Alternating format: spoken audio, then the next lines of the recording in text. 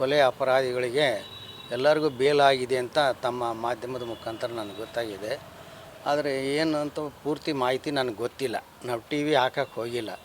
ಆದರೆ ನ್ಯಾಯಾಲಯದ ಬಗ್ಗೆ ಮತ್ತು ನಮಗೆ ಪೂರ್ಣವಾದ ನಂಬಿಕೆ ಇದೆ. ತಾತ್ಕಾಲಿಕವಾಗಿ ನಮಗೆ ಅವ್ರಿಗೆ ಏನಾದರೂ ಬೇಲ್ ಆಗಿರ್ಬೋದು. ಆದರೆ ಅಂತಿಮವಾಗಿ ಯಾರು ತಪ್ಪಿಸ್ತಿದ್ದಾರೆ ಅವ್ರಿಗೆ ಶಿಕ್ಷೆ ಆಗುತ್ತೆ ಅಂತ ಪೂರ್ಣ ನಂಬಿಕೆ ಇದೆ. ನ್ಯಾಯಾಲಯದ ಮೇಲೆ ನಮಗೆ ನಂಬಿಕೆ ಇದೆ. ನ್ಯಾಯಾಲಯ ಅದೇನು ತೀರ್ಮಾನ ಮಾಡುತ್ತೋ ಅದು ಯಾವ ಕಾರಣದಿಂದ ಮಾಡುತ್ತೋ ನಮಗೆ ಅದು ಗೊತ್ತಾಗೋದಿಲ್ಲ. ನ್ಯಾಯಾಲಯದ ಮೇಲೆ ನನ್ನ ನಂಬಿಕೆ ಇದೆ. ಮುಂದೆ ಅದು ನಮಗೆ ಕೊನೆ ಇನ್ನೂ ಎನ್ಕ್ವೈರಿ ಅವೇನು ಆಗ್ತಾವಲ್ಲ ಆ ಟೈಮ್ನಲ್ಲಿ ನಮಗೆ ನ್ಯಾಯ ಸಿಗುತ್ತೆ ಅಂತ ಪೂರ್ಣ ನಂಬಿಕೆ ಇದೆ. ತಪ್ಪಿತರಿಗೆ ಶಿಕ್ಷೆ ಆಗುತ್ತೆ ಅಂತ ನಂಬಿಕೆ ಇದೆ. ನಾವು ಈ ಮಧ್ಯದಲ್ಲಿ ಸರ್ಕಾರವನ್ನು ಕೇಳೋದು ಅಷ್ಟೇ, ನಮ್ಮ ಸೊಸೆಗೆ ದಯಮಾಡಿ ಒಂದು ಕಾಯಮಾದ ನೌಕರಿ ಒಂದು ಕೊಡಬೇಕಂತ ನಾನು ಅವರಲ್ಲಿ ವಿನಂತಿ ಮಾಡೋಕ್ಕೆ ಇಷ್ಟ.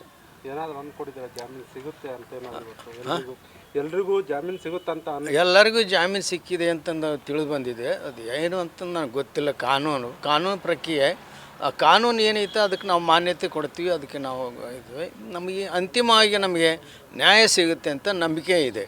ಕಾನೂನು ಬಗ್ಗೆ ನಮಗೆ ಪೂರ್ಣ ನಂಬಿಕೆ ಇದೆ.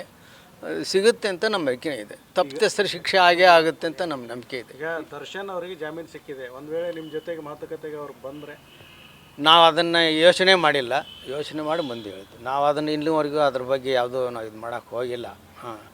ನಮಗೆ ಅವರು ಮಾತಾಡೋಂಥದ್ದು ಏನೂ ಇಲ್ಲ. ಯಾಕಂದರೆ ನಾವು ಮಗನ ಕಳ್ಕೊಂಡು ಇದರಲ್ಲಿ ಇದ್ದೀವಿ. ನಮಗೆ ಮಗನ ಬೇಕೇ ವಿನಃ ನಮಗೆ ಯಾರು ಅದರಿಂದ ಮಾತುಕತೆ ಅದು ಅವಶ್ಯಕತೆ ಇಲ್ಲ. ಅದು ಏನು ಅದಕ್ಕೂ ನಾವು ಏನೋ ಇದಕ್ಕೂ ಇಲ್ಲ, ಅದಕ್ಕೆ ಸಂಬಂಧ ಇಲ್ಲ. ನಾವು ಕಾನೂನು ಬಗ್ಗೆ ನಾವು ನಂಬಿಕೆ ಅಂತ ಅಷ್ಟಂತೂ ಹೇಳಬಲ್ಲೆ. ಇದಕ್ಕೂ ಮುನ್ನ ಯಾರಾದರೂ ನಿಮಗೆ ಸಂಪರ್ಕ ಮಾಡಿದ್ರಾ? ಈ ಥರ ಯಾರು ನಮ್ಗೆ ಇಲ್ಲಿವರೆಗೂ ಮಾಡಿಲ್ಲ, ಮಾಡೋಕ್ಕೆ ಅವಕಾಶ ಇಲ್ಲ. ನಾವು ಮಾಡೋಕ್ಕೆ ಇದು ಮಾಡಿಲ್ಲ.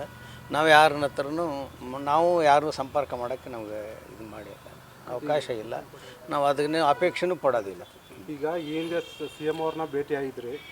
ಈಗ ಜಾಮೀನು ಸಿಕ್ಕಿದೆ. ಈ ವಿಚಾರವಾಗಿ ಏನಾದರೂ ಸಿ ಎಮ್ ಭೇಟಿ ಆಗ್ತೀರಾ ಮತ್ತೆ ನೀವು ಏನಾದರೂ ಹೋಗಿ? ಇಲ್ಲ, ಅದ್ರ ಬಗ್ಗೆ ಯೋಚನೆ ಮಾಡ್ತೀನಿ. ನಮ್ಮೆಲ್ಲ ಹಿರಿಯರಿದ್ದಾರೆ, ನಮಗೆ ಬೇಕಾದಷ್ಟು ಆತ್ಮೀಯರಿದ್ದಾರೆ. ಅವ್ರ ಹತ್ರ ಚರ್ಚೆ ಮಾಡಿ ಏನು ಮಾಡ್ಬೇಕಂತ ತೀರ್ಮಾನ ಮಾಡ್ತೀವಿ.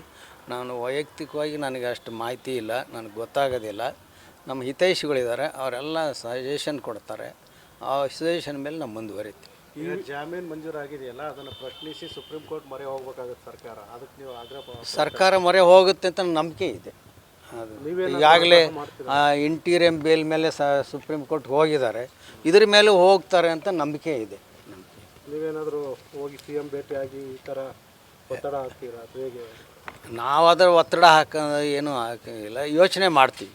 ನಮಗೆ ತಕ್ಷಣ ಏನು ಹೇಳೋಕ್ಕಾಗೋದಿಲ್ಲ. ನಾವು ಯೋಚನೆ ಮಾಡಿ ಮುಂದೆ ಕೈ. Okay sir, thank you.